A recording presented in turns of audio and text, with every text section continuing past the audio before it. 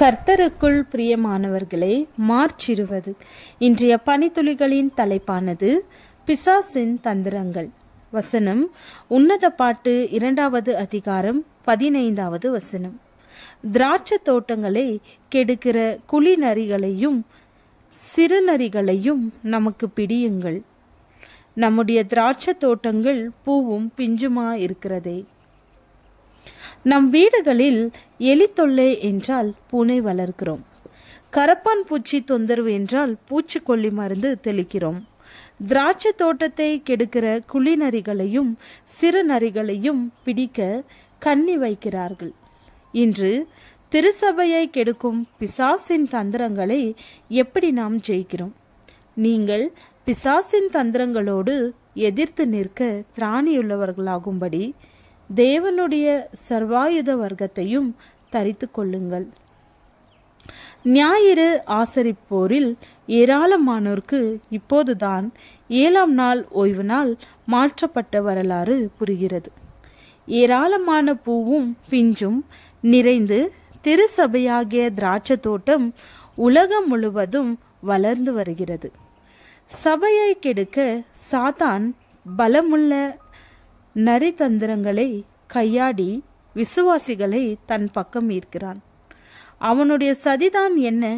உமது ஜனத்துக்கு விரோதமாக உபாய தந்திரங்களை யோசித்து உமது மறைவில் இருக்கிறவர்களுக்கு விரோதமாக ஆலோசனை பண்ணுகிறார்கள்.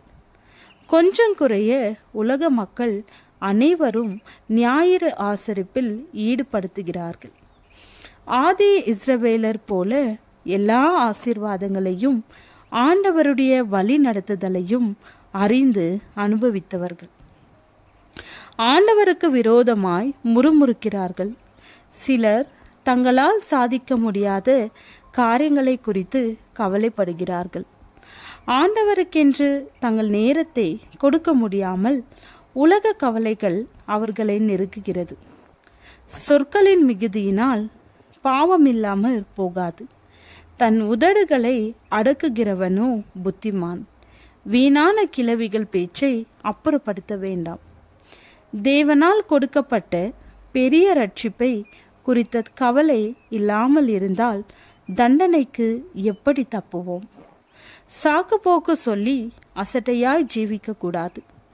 சோதேம் குமாரா, அத்மா, செபேயிம், கிபியா போன்ற பட்டணங்களின் பாவங்கள் போல ஓரின சேர்க்கையும் சபைகளில் அங்கீகரிக்கப்படுகிறது.